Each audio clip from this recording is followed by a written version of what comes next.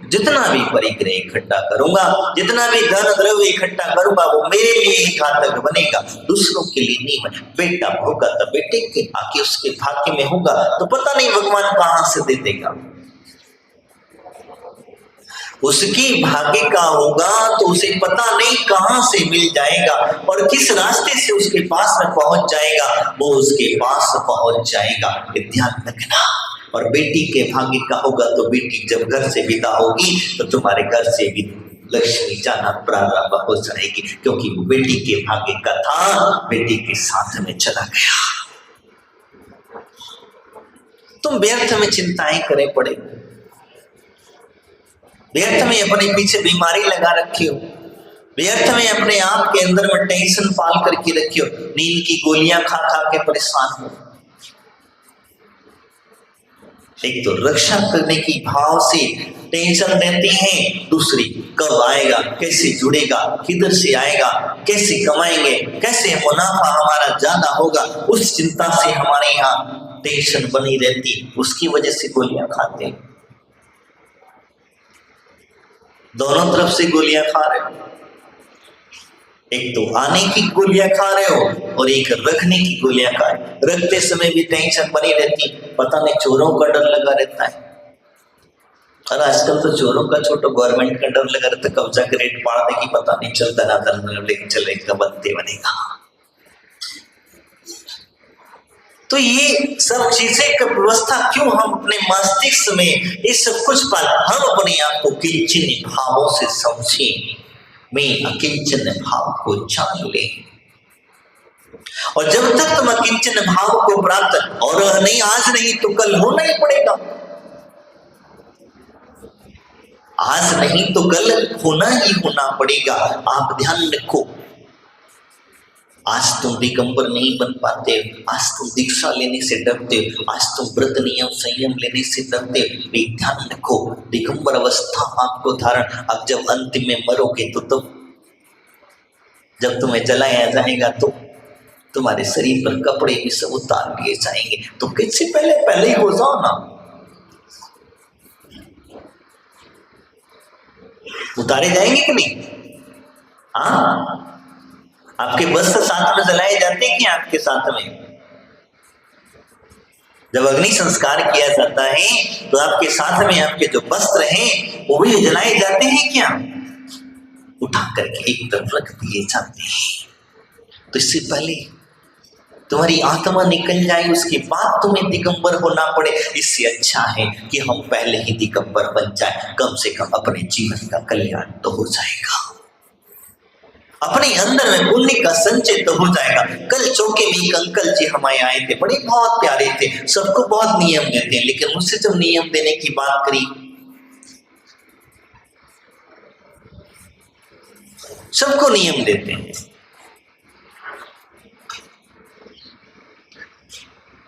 सबको नियम दिलाते भी हैं, और ऐसा नहीं है स्वयं सबको नियम दिलाते, लेकिन जब स्वयं की बारी है, मैंने कहा छोड़ो, अब क्या रखा है, सब तो त्याग है तुम्हारा, क्या बचा है? रात में खाते नहीं, जमीन कंद का तुम्हारा त्याग है, परिग्रह आदि का बस आदि करते हो, तो आज तुम्हें क्या चाहिए? मैंने एक प्रतिमा ले लो, उसमें है क्या? भगवान के दर्शन, डेली दर्शन करते हो, पूजा पाठ करते हो, स्वाध्याय करते हो, और क्या करना है? दर्शन प्रतिमा में है क्या? लेकिन ना भाव ना बन पाए। तो मैं कहता हूं तुम दूसरों को जब त्याग दिलाते हो, उनको जब तुम त्याग देने के भाव, तुम्हें किसने परमिशन दे दी? तुम क्या आचार्य बन गए? जब एक प्रतिमा तुम्हारे अंदर लेने के भाव नहीं होते थे तो तुम फिर भी सोचो, विचार करो, अपने अंदर बुरा मत मानो। ये बैठे तो नहीं, अरे बैठे ही क्या, हम समझे नहीं दिख रहे, पीछे की लाइन में बैठते तो इतना, आज तो आगे आके बैठ गए हो। राजकुमार जी, राजकुमारी नाम है ना कि राजेंद्र नाम है? क्या नाम है? रविंद्र जी, ध्यान रखो, बुरा मत मानना, हम सब कह रहे बात समझे, अकिंचन धन है, हमने शरीर से कितना मोह रखा, हमने अपने परिग्रह से मोह रखा, नियम तो पाल रहे हो, तुम पालते तो हो, मैं नहीं कह रहा, पालते तो हो और वही है, उसमें कुछ नहीं है।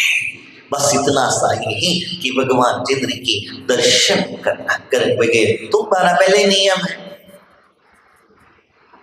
तुम्हारा पहले नियम कि भगवान के दर्शन किए बगैर, भगवान की पूजा पाठ किए बगैर आप कुछ खाते पीते नहीं हो।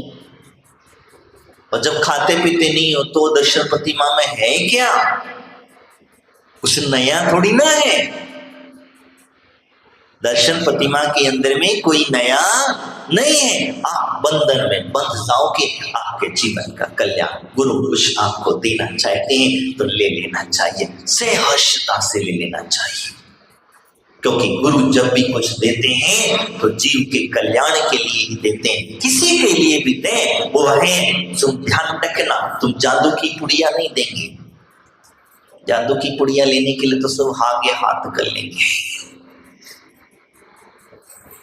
और एक एक नहीं दो दो ले जाएंगे, एक हाथ पीछे दूसरे हाथ और कर लाओ महाराज इसमें भी और दे दो, और दोनों से काम चले, दोनों जेब में डाले, दोनों हाथ फिर वापस कर दिए तो हो सकता है, ऐसा भी हो सकता है। लेकिन ये जादू की पुड़िया वो है कि आपकी जो आत्मा का उत्थान कराएगी, आपको दुर्गति से बचाएगी। मैंने आपको चरित्र चक्रवर्ती शांति सागर जी महाराज का एक उदाहरण बताया था बहुत पहले। उनका एक परम प्रिय शिष्य था, भक्त था, बारामती के सेठ थे। डेली जब कभी भी जाते थे उनके पास महीनों महीनों जाकर के चौका लेकर के रहते थे बस महाराज को। लेकिन महाराज के पास जब भी दर्शन करने आता तब एक ही रामायण लग, एक ही पीछे पड़ जाते उसके, व्रत ले लो। सबके सामने कह देते, कभी कभी तो प्रवचन में कह देते थे, सेठ जी व्रत कब ले रही हो, नाम भूल रहे हम उसका, जो था शराब था वो, बारामती का जो था, सोने चांदी का व्यापारी था। व्रत कब ले रही, प्रवचन में तक कह देते थे।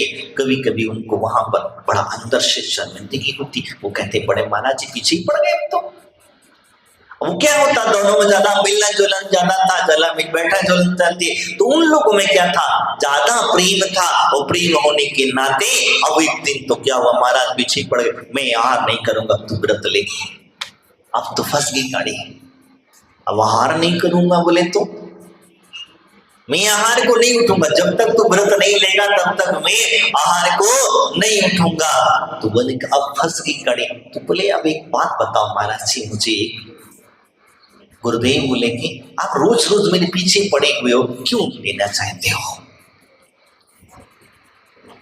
तब महाराज ने एक बहुत सुंदर सी बात कही कि भैया मैंने जो व्रत लिए हैं, इन व्रतों के प्रभाव से मैं स्वर्ग में जाने वाला हूं, ये तो निश्चित है। बोले हाँ, तो तेरे जैसा भक्त भी तो मुझे स्वर्ग में साथी चाहिए, जिससे कि मेरे साथ में वार्तालाप कर सके। तू जैसा भक्त अगर मुझे वहां मिल जाएगा तो मेरा जीवन आगे का। कहने का तात्पर्य ये था कि उसे कैसे भी करके अनेक प्रकार व्रत देना ही था। और देने का मतलब उन्होंने खुद के लिए नहीं दिया, एक तो बहाना था। उन्होंने कहा कि तुझे अगर व्रत दे करके चला जाऊंगा, मेरी उम्र का कोई भरोसा नहीं, कोई ठिकाना नहीं, मेरा कब बुलावा आ जाए और मैं चलता बनूं, इसीलिए मेरे जाने से पहले मैं तुझे दे करके जाना चाहता हूं। जो आनंद मैंने प्राप्त किया है, जो अनुभव मैंने प्राप्त किया है, जो जीवन का सच्चा सुख मैंने प्राप्त किया है, वो सुख मैं तुझे देना चाहता हूं, क्योंकि तूने मुझे बहुत खिलाया है। तो मेरे हाथ से भी थोड़ा सा कुछ खा ले, कुछ ग्रहण कर ले। तुम लोग जितनी जिद करते हो महाराज को आहार नहीं महाराज लेना पड़ेगा, नहीं लेना, जब महाराज जिद कर दे तो फिर तुम पीछे मत सरकना, तुम फिर बहाना मत बनाना, तुम फिर पीछे मत सरकना और आगे बढ़ जाना। जीवन का कल्याण मैं चर्चा कर रहा था, वही अकिंचन भाव के और अकिंचन धर्म, ये हमें संबोधन देता है। आज 9वां दिन है और 9 का अंक कहता है मर्यादा नहीं छोड़ना। 9 का पढ़ा जहां से पढ़ोगे तहां तब देखोगे तब मिलेगा, तो 9 का ही 9 मिलेगा। 9 दूनी 18, 8 और 1 9, 9 तिगुन 27, 7 और 2 कितना भी चले, कहीं भी चले जाओ, मर्यादा नहीं छोड़ता, मर्यादा में रहना सिखाता है। और मर्यादा से भंग की, मर्यादा के बाहर चले, फिर देखो सारा जिंदगी तुमने अपनी खराब कर ली। हमने अपनी मर्यादाएं तोड़ दी, अपनी परंपराएं तोड़ दी। पहले अपनी माता पिता, सास ससुर घर में सब रहते थे। अगर नई नई बहू आ जाती थी तो उसका चेहरा सास ससुर देख भी नहीं पाते थे कि होती कैसी है। आज तो क्या है, जींस पैंट में आती है। थोड़ी सी मर्यादा बना लो, सभ्यता बना लो। जींस पैंट में ऐसे ऐसे कपड़ों में बाहर निकल करके आते। बताओ, आपके सास ससुर बड़े बुजुर्ग हैं और बड़े बुजुर्गों के सामने कैसे आना चाहिए? कैसी परंपरा? पहले माथे से पल्लू नीचे नहीं उतरता था, आज तो माथा का पल्लू तो छोड़िए, मैं कुछ कहूंगा भी। मर्यादा तुम ही भंग करते हो। मर्यादा कौन भंग कर रहा है? तूने तुम्हारी मर्यादा भंग करी। और ये मर्यादा भंग करी तो क्या होता है? तो फिर काहे डरते हो? कोई इधर से कोनी मार के चला जाता है, फिर इधर से कोनी मार के चला जाता है, फिर क्यों चिल्लाते हो? फिर कोई लड़का लड़की के पीछे पड़ जाता है, फिर क्यों कहते हो कि लड़की के पीछे मेरे कोई लड़के पड़ गए हैं? क्योंकि मर्यादाएं तुमने रहना सीख भूल गए, अपनी मर्यादा भूल गए। आज पहले की मर्यादा वो थी कि स्त्री चौखट के बाहर नहीं जाया करती थी। स्त्री जो है चौखट के बाहर कोई काम नहीं करती थी, चौखट के अंदर मर्यादा में रह करके काम किया करती थी। और जिसके अंदर में मर्यादा भंग हुई, जब से स्त्री को बराबरी का संयोग मिला, उस स्त्री का बराबरी का दर्जा मिला, कांधे से कांधा मिला करके चलना प्रारंभ किया, उसी दिन से उसके अंदर में स्त्रीत्व तत्पने के भाव खत्म हो गए। शरीर से तुम स्त्री जरूर हो, लेकिन अंदर से तुम्हारे अंदर में स्त्री पने की भाव नहीं है। इसी वजह से तुम्हारे यहां मुझे शकुन शास्त्र के नियमित कहा गया है, जिन स्त्रियों को मूछें आ जाती हैं, जिनको दाढ़ी आ जाती हैं, यानी कि इसके अंदर में स्त्रीत्व पने के भाव नहीं है, इससे पुरुषत्व के भाव है। इसीलिए तो तुम मालिकनी हक जमाते हो। बुरा मत मानना मेरी बात को, मैं जो सत्य कह रहा हूं ये बात हकीकत है। आप मालकिन हक जमाते हो। जो जितनी भी नौकरी करने वाली हो, जो जितनी दुकान चलाने वाली स्त्रियां हो, उनके भाव देखना, उनके अंदर ममत्वता के भाव खत्म हो गए, मर गए, समाप्त हो गए, क्योंकि मर्यादा खत्म हो गई, बोलचाल के ढंग खत्म हो गए। बड़े बुजुर्ग क्या है, छोटे क्या है, बच्चे क्या है, इनके साथ में हमें कैसे रहना चाहिए, ये परंपराएं हमारी खत्म हो गई। अब क्या करें? इनकी क्लास लगाना पड़ेगी, संस्कार देना पड़ेंगे, तब तुम्हें समझ में आएगा। मेरी माताओं बहनों, मैं आपसे वही कह रहा हूं, पुनश्च कह रहा हूं कि अभी भी समझ जाओ, कम से कम अभी भी मर्यादा रख लो। भगवान कहने के समक्ष ध्यान रखना। मैं पुरुषों से भी कहना चाहूंगा कि पहले के लोग थे अपने माथे पर पगड़ी लगा करके आया करते थे, टोपी लगा करके आया करते थे, और भगवान के जब दर्शन करते थे तो भगवान के समक्ष अपनी टोपी और पगड़ी रख दिया करते थे और कह देते थे कि पगड़ी की लाज तेरे चरणों में रखी हुई पगड़ी है, अब तेरे हाथ में है, बचाना है या डुबाना है। खत्म हो गई पगड़ी की परंपराएं, खत्म हो गई। खुली सिर भगवान की पूजा कर रही हैं। प्रतिष्ठा ग्रंथों में स्पष्ट आया गया है कि भगवान की जब भी पूजा पाठ करो, जब भी कोई विधान करो, तब भी कोई प्रस्ताव संस्कार आदि की क्रिया करो, तो माथे पर पगड़ी होना ही होना चाहिए, माथा तुम्हारा ढका हुआ होना ही होना चाहिए, तो तुम्हारी पूजा करने का महत्व समझ में आता है। अन्यथा बस आए क्रिया करें, आप में और उनमें हम में कोई अंतर नहीं रहा। महिलाओं ने जब भी मुनिराजों के समक्ष, गुरुओं के समक्ष जाते हैं तो इनमें दो चार क्लिप लगा के आ जाए करो। जैसे राजस्थान में एकदम देखना, तुमने परंपराएं खत्म, और खास करके यूपी बिहार राय इस तरह बहुत ज्यादा खत्म होती जा रही है, धीरे धीरे कर पूरी खत्म हो गई है साथ, क्योंकि उन्हें कोई संस्कार ही नहीं है। हमने अपनी पद्धतियां खत्म कर दी, हम अपने वस्त्र बदलना भूल गए, हम वस्त्रों को ऐसे ऐसे वस्त्र पहन करके आ जाते हैं। तो फिर बताओ शर्मिंदगी, मैंने पिछली बार भी कहा था कि हमें कितनी शर्म का किंचन धर मर्यादा की बात कर रहा। 9वां दिन है, जैसे 9 का अंक अपनी मर्यादा नहीं छोड़ता, उसी प्रकार से आप भी अपनी मर्यादा न छोड़ा करें। सीता जी को कष्ट पाए, रावण उठा करके ले गया, क्यों लेकर के गया, क्यों लेकर के गया बताओ? क्योंकि उसने अपनी मर्यादा का उल्लंघन किया,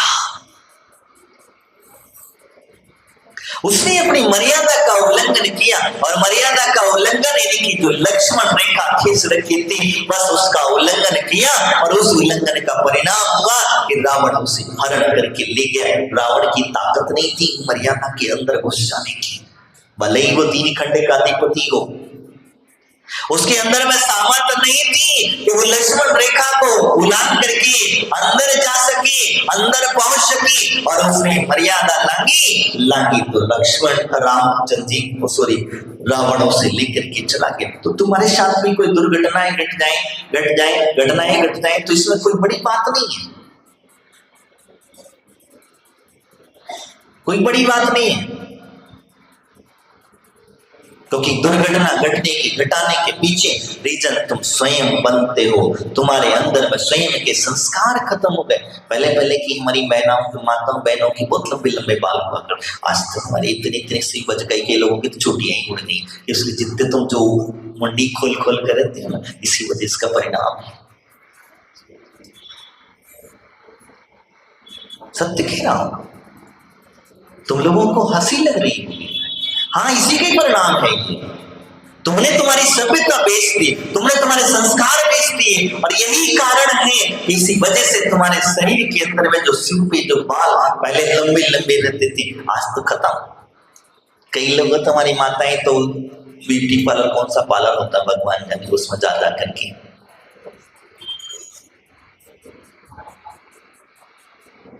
और कई ऐसी माताएं हमारी आती मंदिर में श्रृंगार करके आ जाती है, अपने बालों खुले करके आ जाती है, ऐसे दिखाने के लिए। मैंने कहा कौन काली कलंक आ गई है यहाँ, दुर्गा आई, चंडी आई, कौन आई है? और सब लोग ऐसे उससे आंखें फाड़ कर देखते हैं, पूजा छूट जाते हैं, पूजा रह जाती है, उसी देखने में मन लग जाता है, भगवान एक तरफ रह जाते हैं। यही कारण होता। तो मेरे बंधुओं, मेरी माताओं, बहनों, मैं पुरुषों से भी वही कहना चाहूंगा कि आप संस्कार को, अपनी सभ्यता को ना छोड़े। मंदिर आते हैं तो मंदिर की सभ्यता होती है, मंदिर की ड्रेस होती है, मंदिर की परंपरा होती है। ऐसा नहीं है उठे छूटे कैसे भी कपड़े पहने और चलते बने, वो सभ्यता आपके अंदर में रहेगी। मर्यादा से करोगे तो बहुत कुछ है, ना करोगे तो कुछ भी नहीं है। एक भैया तो हमारे ऐसे आते, ऐसे गले में दुपट्टा डालते और ऐसे बांध लेते। मैंने कहा न हो, क्या ये पहलवानी करने आए हैं? हाँ, क्या पहलवानी करने आए? नहीं, सभ्यता नहीं है, इसी ध्यान रखना। ये मर्यादा नहीं है, अपनी मर्यादाओं को संभालना। मैं आपसे चर्चा कर रहा था, 7वां दिन है, और 7वें दिन जो है अपनी मर्यादा में रहने का कार्य सिखाता है। हमें ध्यान में रखना, शून्यता की ओर ले जाने के भाव सिखाता है, आपके परिग्रह को कम करने की भाव सिखाता है। क्योंकि आज का धर्म बड़ा सुंदर सा होता है। एक छोटा सा उदाहरण आपको बताता हूं, बीच में बता चुका हूं आपको कई चीजों के बारे में। एक बार एक सन्यासी जो है भिक्षा लेने के लिए पहुंचा, और भिक्षा लेने के लिए जब पहुंचा था, पहुंचने के बाद में होता ये है, वो छोटी बच्ची गर्भवती, दूसरा कोई नहीं था। और जब दूसरा कोई नहीं था, तो जब दूसरा कोई ना होने की वजह से वो छोटी बच्ची गई, बच्ची ने जाकर के सन्यासी को देखा, सन्यासी से कहा रुको। खेल रही थी वहीं पर आंगन में, रुको मैं आपके लिए अभी व्यवस्था करके लाती हूँ, 10 मिनट रुकना पड़ेगा। उस सन्यासी ने कहा ठीक है, बैठ जाते हैं। वो वहीं पर बैठ गया, सन्यासी तो कुर्सी पर बैठ गया, और लड़के जो थी, बच्ची जो थी, छोटी बच्ची थी, उसने अंदर जाकर के वह आटा पीसना चालू किया। सन्यासी को सीधे में क्यों देगा, आटा ही देगा, उसे क्या चाहिए, रुपया पैसों का क्या मतलब है भाई। उसको खाना बनाना है तो खाना बनाने के लिए क्या दोगे, रुपये पैसे, रुपये पैसे से रोटी खाना बनेगा। उसे भोजन करना है तो रुपये पैसे नहीं, उसे तो अपने हाथ से बना के, सन्यासी था, दूसरे के हाथ का कैसे, तो उसने कहा ठीक है कोई बात नहीं, अब रुको। उसके लिए आटा लेने के लिए अंदर गई, चकिया चलाना चालू। पहले के जमाने में चकिया हुआ करती थी। अब वो जैसी चक्की चालू करी, चक्कू चालू करते समय उसके हाथ में बहुत बड़ी चूड़ियां पहनी हुई थी। वो क्या करी थी, चूड़ियां पहने हुए थे, उसकी वजह से बहुत ज्यादा आवाज आ रही थी, और इतनी आवाज आ रही थी, इतनी आवाज, आटा पीसने के समय में पीसते पीसते उसे चूड़ियां निकालना प्रारंभ कर। उसके मन में क्या पता क्या बुद्धि है, उसने कहा एक काम करे, सन्यासी सोचेगा पता नहीं कहां से आवाज आ रही, क्या आ रही है, इसी वजह से उसने चूड़ियां उतारना चालू कर, एक एक चूड़ी निकालती गई, आटा पीसती गई, पूरा आटा पिस गया, चूड़ी एक एक हाथ में बची, और ले जाकर के सन्यासी सोच ही रहा था। सन्यासी के मन में ये विकल्प चलने लग गया, कहीं ऐसा तो नहीं ये लड़की भूल तो नहीं गई। इसके मन में विचार चलने लग गया कि वह कहीं ऐसा तो नहीं हो गया कि भूल गई हो, कहीं अंदर से वह विचार ही कर रहा था कि अंदर आवाज लगा के देखो। बच्ची तो बच्ची ही बोलेगी, अभी बच्ची कहीं लाने निकालने में कहीं को चक्कर में हुआ होगा। तो उसने कहा, जैसे देखा कि वो तो लड़की उसके सामने आकर के खड़ी हुई, बड़ा आश्चर्यचकित हुआ। उसने कहा मेरी झोली में डालने से पहले मुझे एक बात बता, ये आटा मेरे झोली में डालने से पहले मुझे एक बात बता। बोले क्या? तो जब गई थी तब तो तेरे अंदर से बहुत सुंदर सुंदर सी आवाज आ रही थी। जब तू चल करके गई थी तो तेरे जाते समय तेरे हाथों में जो चूड़ियां थी बड़ी खनखाती हुई गई थी, और आते समय तो बिल्कुल एक चूड़ी, एक ने कब निकाली चूड़ियां? तो वो कहती है मैंने आटा पीसते पीसते एक एक चूड़ी निकाल ली। बस बेटा, आज तूने मेरी जिंदगी भर की तपस्या परिपूर्ण कर दी। आज मुझे तूने मेरा आत्मबोध करा दिया, आज तूने मेरा जीवन धन्य कर दिया। धन्य है देवी, तू साक्षात कोई सरस्वती ही होगी, इसलिए मुझे बोध करने के लिए तूने अवतार लिया। और उसकी स्तुति करते हुए सन्यासी वहां से चला गया। क्या हुआ, क्या घटना घटी? ऐसी आटा तो ले गया, ऐसी क्या घटना घटी? यानी कि देखो, हम भी संसार का चक्कर लगा रहे हैं। उसके सन्यासी को बोध क्या हुआ मैं बता रहा हूं आपको। हम भी संसार का चक्कर लगा रहे हैं, और संसार का चक्कर लगाते लगाते एक निकालते चले जाएं, और जिस दिन तुम्हारा एक अकेली आत्मा बचे उस दिन तुम्हारे जीवन का कल्याण हो जाएगा। अकिंचन भाव को समझना। आप घर में हैं, मैं नहीं कहता हूं घर में रहना नहीं रहना बेकार ही, घर में रहो, लेकिन धीरे धीरे करके एक एक उतारते चले जाओ, एक एक काम करते चले जाओ। अगर आपने 2 दिन का नियम लिया है, 2 दिन का नियम आपका अगर सही ढंग से पल गया तो 2 का 4 कर दो, 4 का 6 कर दो, 6 का 8 कर दो, 8 का 10 कर दो, 10 का 12 कर दो, 12 का 15 कर दो, महीने का 2 महीने कर दो, 4 महीने, 6 महीने, 10 महीने, 12 साल भर कर लो। साल भर जब आपके नियम पलने लग जाए, 2 साल पाल लो। अभी भी कहीं हिम्मत आपके अंदर में डगमगा रही है तो 2 की जगह 5 साल कर लो। फिर आपके अंदर डगमगा, 5 साल पूरे होने के बाद हमेशा का त्याग, क्योंकि एक बार त्याग करने के बाद पुनश्च ग्रहण मत करना। एक बार त्याग कर दिया सो कर दिया, हमने छोड़ दिया तो छोड़ दिया, क्योंकि ये छूटता नहीं है, बड़ी मुश्किल से छोड़ा जाता है। कहीं ना कहीं मन है अटका जाता है। जैसे कभी कभी लोग आलू का त्याग करे आते हैं और जाते हैं बाजार में, अब कहीं मिल रहे थे बढ़िया आलू के, सुगंध आ रही थी, हलवाई की दुकान पे खड़े थे तो मन विकार हो जाता है, मन में विचारधारा मन, अरे यार मेरा त्याग है तो बहुत इच्छा हो रही थी आज समोसा खाने की, लेकिन क्या करें त्याग है तो कम से कम तुम वो पाप से तो बच गए। कितना बचे? आलू के अंदर में जो खाने से जितनी हमें जीव हिंसा होती थी, आप कम से कम उतने तो बच गए।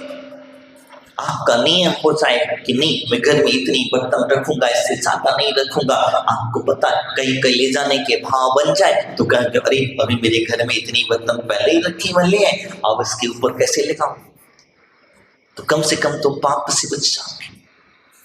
आपके घर में साड़ियां रखी हुई, आपके अपने घर में घर परिग्रह रखा हुआ, आपके घर में धन दौलत आदि जुड़ी हुई रखी है, तो ये सारी चीजें कहती धीरे धीरे करके छोड़ते चले जाना। आपसे मैं नहीं कहता कि पूरा एकदम छोड़, लेकिन छोड़ दिए तो पकड़ने की कोशिश मत करना। क्या होगा? कुछ नहीं होगा। बाहर जाना रहे बल्कि लोग तुम्हें बड़े सम्मान की दृष्टि से देखेंगे। पहले पहले थोड़ी सी तकलीफ होगी रविंद्र जी, पहले पहले थोड़ी थोड़ी तकलीफ होगी, लेकिन बाद में कोई तकलीफ नहीं होने वाली, क्योंकि एक बार लोगों को पता चल गया सो चल गया। फिर बाद में अब बताओ, महाराज से कोई पूछता शाम को आहार कर लो, पूछता है कोई क्या? पूछता है क्या? क्यों नहीं पूछता? क्योंकि पता चल गया कि हमारे दिगंबर मुनिराज एक ही टाइम आहार करते हैं।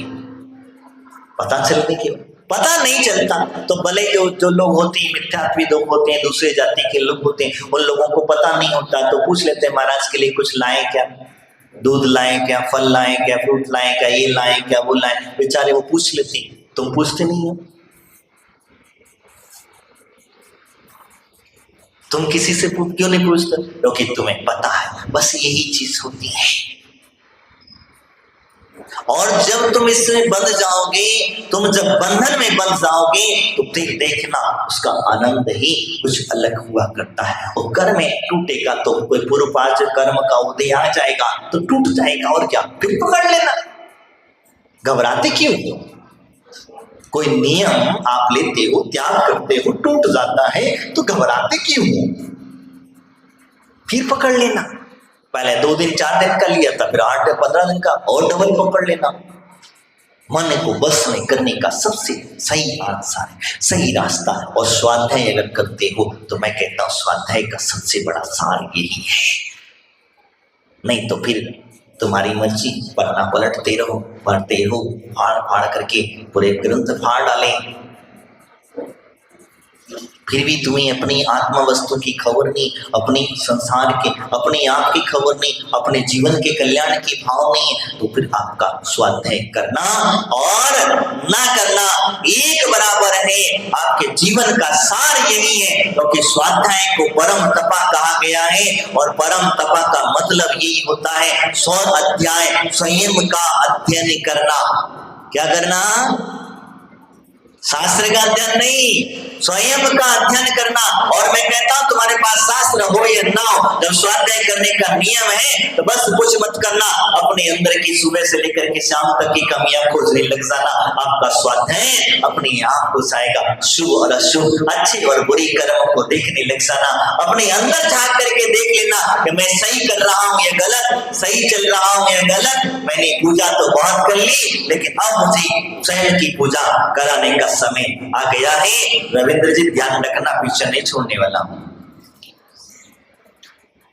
अब पूजा बहुत कर ली, बहुत लोगों को नियम दे दिया है, अब अकिंचनता की प्राप्ति के मार्ग पर चलने की जरूरत है। अब पूजा तुम्हें इन लोगों को करना चाहिए। तुमने भगवान की बहुत पूजा, अब उसका फल तो ही चाहिए।